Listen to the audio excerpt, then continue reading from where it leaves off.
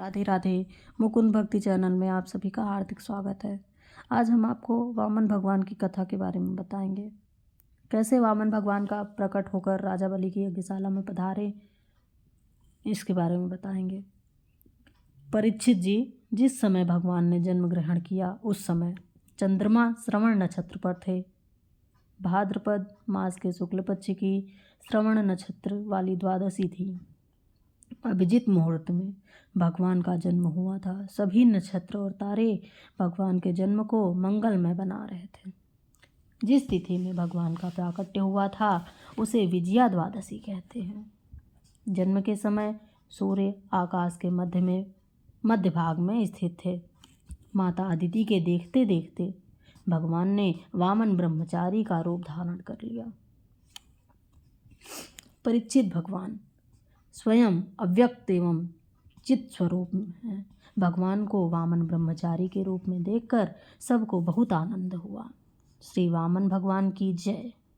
7 वर्ष के वामन भगवान के जात कर्म संस्कार के पश्चात उपनयन यज्ञोपवीत संस्कार किया गया।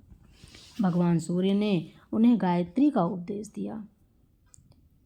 अब हम आपको बताएंगे यज्ञोपवीत संस्कार का क्या महत्व है। यज्ञोपवीत से ब्रह्म संबंध होता है। इस पवित्र विधि के बाद पुत्र के माता पिता बनते हैं। सूर्य नारायण और गायत्री देवी जनेऊ में प्रत्येक देव की स्थापना होती है। सूत्र को 96 बार लिपटाया जाता है। वेद में कर्म और उपासना संबंधित 96,000 मंत्र हैं। उन्हें पढ़ने का अधिकार यज्ञोपवीत संस्कार में मिलता है। 1,00,000 मंत्रों में से शेष 4,000 सन्यासियों के लिए हैं।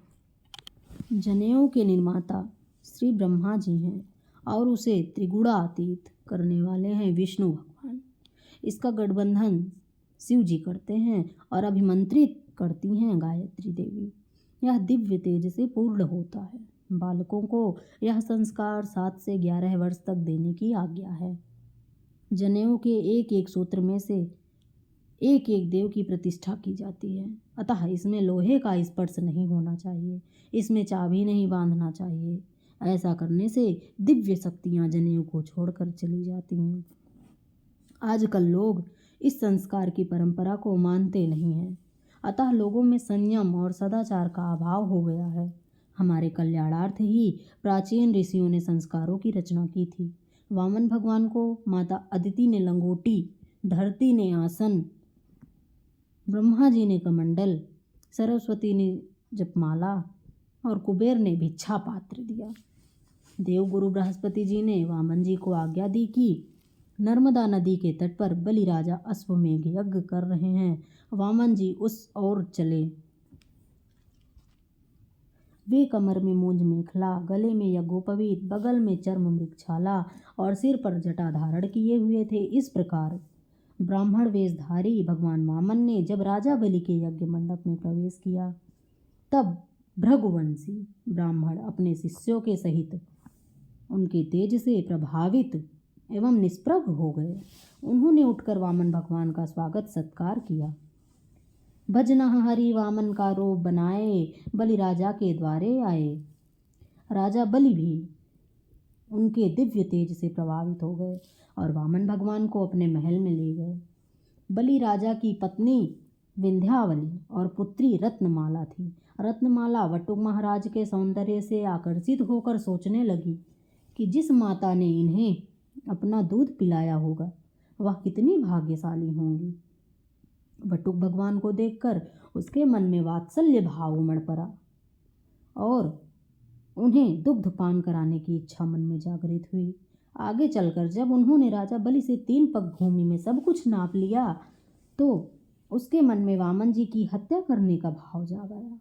रत्नमाला अपने इन्हीं 2 मनोभावनाओं के कारण अपने अगले जन्म में पूतना बनी, जिसने कन्हैया को अपना दूध पिलाकर मारने का प्रयास तो किया, किंतु भगवान ने दूध पिलाने की इच्छा के कारण उसे मातृपद प्रदान कर उसका उद्धार ही किया। राजा बलि और पत्नी विंध्यावली ने अत्यंत श्रद्धा एवं प्रीति पूर्वक वामन भगवान के श्री चरणों का प्रक्षालन किया और चरणोदक पान किया। विधिवत पूजन सत्कार के बाद राजा बलि ने वामन भगवान से प्रार्थना की, परम पूज्य ब्रह्मचारी जी, आपके सेवा के लिए ब्राह्मण कन्या, संपत्ति से युक्त गांव, घोड़े, हाथी, रथ, आप वह सब कुछ मुझसे मांग लीजिए। आपके श्री चरणों के कारण मेरे पितरों को भी सद्गति मिल गई। मेरा यज्ञ सफल हो गया। मैं अपना सर्वस्व आपको अर्पित कर देना चाहता हूँ और वन में जाकर भगवत भजन में लीन होना चाहता हूँ। अब आगे भगवान वामन का राजा बलि से 3 पग पृथ्वी मांगना, राजा बलि का वचन देना और शुक्राचार्य जी का रोकना। आइए ध्यान दीजिए। सुखदेव जी का वर्णन करते हैं। राजन, राजा बलि के धर्मयुक्त मधुर वचनों को सुनकर वामन भगवान राजा के आगे प्रशंसा के पुष्प बिखेरने लगे। वामन भगवान ने कहा, आपके पितामह प्रहलाद महान भक्त थे। उनका प्रभु प्रेम इतना प्रगाढ़ था कि भगवान को स्तंभ में से प्रकट होना पड़ा था। आपके पिता प्रहलादानंद विरोचने बड़े ही ब्राह्मण भक्त थे। एक बार उनके विरोधी देवताओं ने ब्राह्मणों का वेश बनाकर उनसे उनकी आयु का दान मांगा। उन्होंने ब्राह्मणों के छल को जानते हुए भी उन्हें अपनी आयु का दान दे दिया। आपके प्रपितामह भी महान वीर थे। अपनी और अपने पितृगणों की प्रशंसा सुनकर राजा बलि ने पुनः वामन भगवान से मनचाही वस्तु मांगने के लिए कहा। वामन जी ने बलि राजा को वचनबद्ध कर लिया। भगवान वामन जी ने कहा, राजन, मैं संतोषी ब्राह्मण हूँ। माना कि आप उदार हैं, फिर भी आवश्यकता के अनुसार ही दान स्वीकार करना चाहिए। मैं तो अपने पांव से नापकर मात्र 3 पग की भूमि चाहता हूँ। राजा बलि ने कहा, यद्यपि आप संतोषी हैं, किंतु फिर भी 3 पग भूमि दान देते हुए मुझे बड़ा संकोच हो रहा है। आप 3 ग्राम भी लें तो भी ठीक है। वामन भगवान ने कहा, राजन, आप तो उदार हैं, किंतु मुझे अधिक कुछ भी नहीं चाहिए, क्योंकि लोभ से लोभ बढ़ता है और संतोष से संतोष। अपनी आय का 5वां या 10वां का दान करना चाहिए। दान से धन की शुद्धि होती है। भिखारी मात्र भीख मांगने के लिए नहीं, उपदेश भी देने आता है। भिक्षुकः नैव भिक्षन्ति बोधयन्ति गृहे गृहे। वे यह बताते हैं कि मैंने पूर्व जन्म में किसी को कुछ भी नहीं दिया था, इसलिए मेरी यह दशा हुई है। अतः भिक्षुक को कुछ देकर धर्म का पालन करना चाहिए। राजा बलि 3 पग भूमि दान करने का संकल्प करने के लिए तैयार हो गए। उन्होंने जलपात्र उठाया। शुक्राचार्य जी सब कुछ जानते थे। उन्होंने राजा बलि को संकल्प करते देखकर कहा, विरोचन कुमार, ये सामान्य ब्राह्मण नहीं, स्वयं अविनाशी भगवान विष्णु हैं। देवताओं के कार्य संपन्न करने के लिए कश्यप अदिति के यहाँ अवतीर्ण हुए हैं। ये तुम्हारा राज्य, ऐश्वर्य, लक्ष्मी, वैभव, तेज, कीर्ति सब कुछ छीन कर इंद्र को दे देंगे। क्रमतोगाम पदैकेन द्वितीयेन द्वेम भवो विभो खम चाकायेन महता तार्तियस्य कुतो गति। निष्ठाम ते नरके मन्ये ह्रीप्रदातु प्रतिश्रुतस्य यो अनीसः प्रतिपादयितुं भवान। ये विश्वव्यापक भगवान एक पग में पृथ्वी और दूसरे पग में स्वर्ग को भी नाप लेंगे। ऐसी दशा में तीसरा पग कहाँ जाएगा? प्रतिज्ञा पूरी न कर पाने के कारण तुम्हें नरक में जाना पड़ेगा। भगवान वामन जी का विराट रूप होकर 2 ही पग से पृथ्वी और स्वर्ग को कैसे नाप लेते हैं? अब आप देखिए। बलि राजा ने शुक्राचार्य जी से कहा, गुरुदेव, मैं वैष्णव हूँ। पहले मैं समझता था कि कोई ब्राह्मण बालक मुझसे भिक्षा मांगने आया है। अब मैं जान गया कि साक्षात विष्णु भगवान मुझसे भिक्षा मांगने आए हैं। तो फिर मैं नारायण को अपना सर्वस्व क्यों न अर्पित कर दूं? मैं अपना वचन भंग नहीं करूँगा। मुझे नरक का कोई भय नहीं है। पाप करके नरक में जाना अच्छा नहीं है। संपत्ति का सही दिशा में उपयोग करने पर परमात्मा को सर्वस्व अर्पित करके नरक जाना भी श्रेयस्कर है। ब्राह्मण को दान देते समय श्री विष्णु का आवाहन किया जाता है। यहाँ तो स्वयं महाविष्णु स्वतः ही आए हैं। राजा बलि ने कहा, गुरुदेव, आप प्रत्येक सत्कर्म कराते समय संकल्प कराते हैं। अनेक कर्मणा भगवान परमेश्वरः प्रियताम नामम, समस्त कर्म कृष्णार्पण कराते हैं। आज भी आप संकल्प कराइए। शुक्राचार्य जी के मना कर देने पर स्वयं वामन जी संकल्प कराने लगे। राजा बलि ने जैसे ही जलपात्र से जल हाथ में लेना चाहा तो शुक्राचार्य जी के मना कर देने पर स्वयं वामन जी संकल्प कराने लगे। राजा बलि ने जैसे ही जलपात्र से जल हाथ में लेना चाहा तो शुक्राचार्य जी ने सूक्ष्म रूप धारण करके जलपात्र की नली के छिद्र में बैठकर जल का अवरोध कर दिया। वामन जी शुक्राचार्य जी की इस कृति को समझ गए। उन्होंने दर्भ कुशासन का एक तृण लेकर जलपात्र की नली में डाल दिया। ऐसा करने से शुक्राचार्य जी की एक आंख फूट गई। भगवान स्वयं मांगने आए, फिर भी शुक्राचार्य जी के मन से द्वैत भाव नहीं गया। यह मेरा बलि राजा यजमान है और यह भिक्षुक हैं, ऐसा दैत भाव उनके मन में था। एक आंख फोड़कर भगवान ने यह प्रदर्शित किया कि अद्वैत दृष्टि समदर्शी से ही देखना चाहिए। योगी और ज्ञानी जन एक समदृष्टि से ही जगत को देखते हैं। संकल्प पूर्ण होते ही वामन भगवान का स्वरूप विराट हो गया। अनंत भगवान का वह त्रिगुणातीत स्वरूप इतना बढ़ा कि पृथ्वी, आकाश, दिशाएं, स्वर्ग, पाताल, समुद्र, पशु पक्षी, मनुष्य, देवता, ऋषि सब के सब उसमें समा गए। भगवान ने समस्त जगत को आवृत्त कर लिया।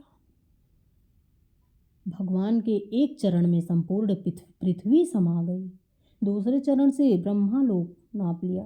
तीसरे चरण के लिए स्थान ही नहीं बचा।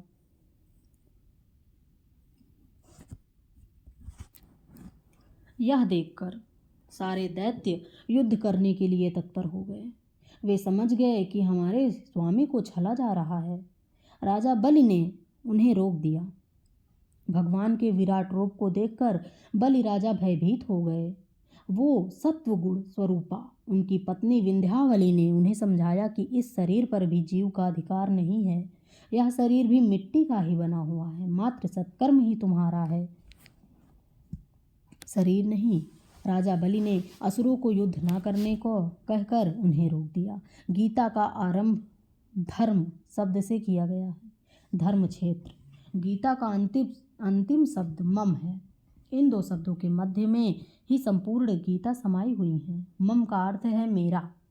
दोनों शब्दों को मिलाकर अर्थ हुआ मम धर्मः, अर्थात मेरा धर्म, अर्थात सत्कर्म। मेरे हाथों से जो भी सत्कर्म हो जाए वही और उतना ही मेरा है। अर्जुन ने भी भगवान से कहा था, सियस्ते अहम साधि माम प्रपन्नम, मैं आपका हूँ और आपकी शरण में हूँ। तब भगवान ने भी उसे अपनाया, उसका सारथी भी बनना पड़ा। भगवान की आज्ञा से गरुड़ जी ने राजा बलि को वरुण पास से बांध दिया। बलि राजा का सूक्ष्म अभिमान भी समाप्त हो गया। उन्होंने भगवान से कहा, भगवान, आप कृपा करके अपना तीसरा पग मेरे मस्तक पर रख दीजिए। मुझे पास में बंधने अथवा नरक में जाने का भय नहीं है। मैं तो केवल अपनी अपकीर्ति से डरता हूँ। अब हम आपको बलि के द्वारा भगवान की स्तुति और भगवान का उन पर प्रसन्न होना, बलि का बंधन मुक्त होकर सुतल लोक के राजा के रूप में सुतल लोक जाना, इसकी कथा बताएं।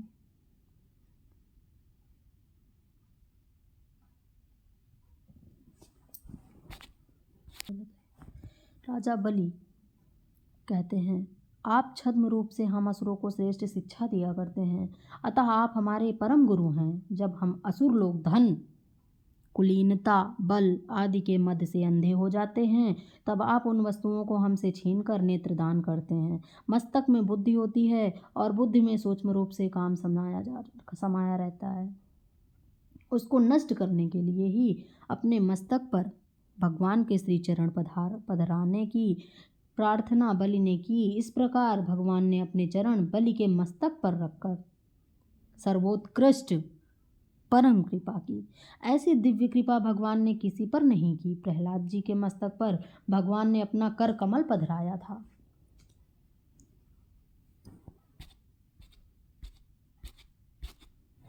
लेकिन बलि के मस्तक पर अपना पद पद्म पधराया।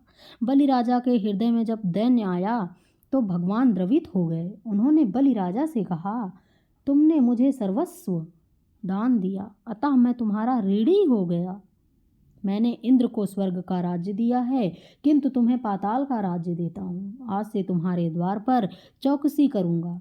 इस प्रकार भगवान एक साथ दैवों दैत्यों दोनों का कार्य संपन्न कराया। बलि राजा ने कहा, स्वर्ग के राज्य की अपेक्षा यह सुतल का राज्य अधिक श्रेष्ठ है, क्योंकि यहाँ भगवान का सतत सानिध्य है। बलि राजा की कथा में थोड़ा रहस्य भी है। बलि जीवात्मा है और वामन परमात्मा। बलि राजा के गुरु हैं शुक्राचार्य। इसका अर्थ है कि जो व्यक्ति ब्रह्मचर्य का पालन करता है, संयमित जीवन यापन करता है, उसे कोई नहीं मार सकता।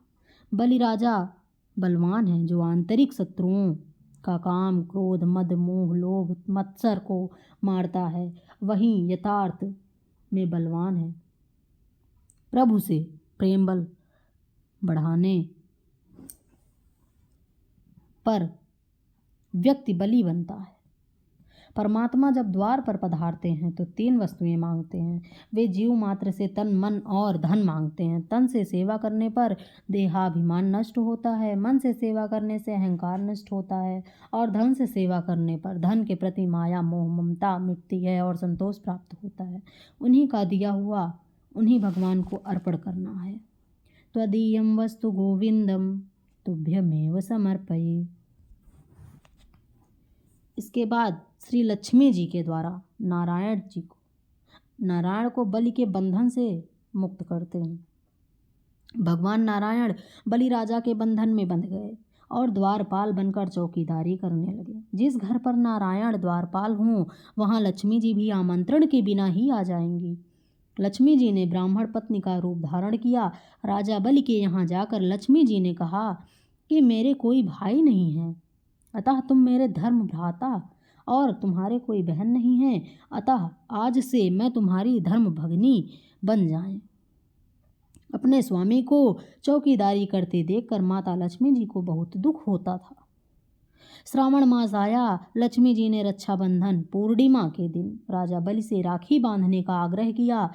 लक्ष्मी जी के राखी बांध देने पर राजा बलि ने बहन लक्ष्मी से निसंकोच होकर कुछ भी मांग लेने के लिए कहा। लक्ष्मी जी ने कहा, मेरे घर वैसे तो सब कुछ है, बस इस द्वारपाल को मुझे दे दो। ये मेरे नारायण हैं, मेरे सर्वस्व हैं। नारायण चतुर्भुज रूप में प्रकट हो गए। सुखदेव जी वर्णन करते हैं, राजन, माता महालक्ष्मी भगवान नारायण के साथ श्रावण शुक्ल पूर्णिमा के दिन वैकुंठ धाम में पधारी। इसी की स्मृति में रामानुजाचार्य पंथ के मंदिरों में इस दिन पाटोत्सव मनाने की प्रथा परंपरागत रूप से चली आ रही है। इस प्रकार लक्ष्मी जी ने बलि राजा के दान से बद्ध नारायण को मुक्त किया। बोलो लक्ष्मी मैया की जय, वामन महाराज की जय, बोलो विष्णु भगवान की जय।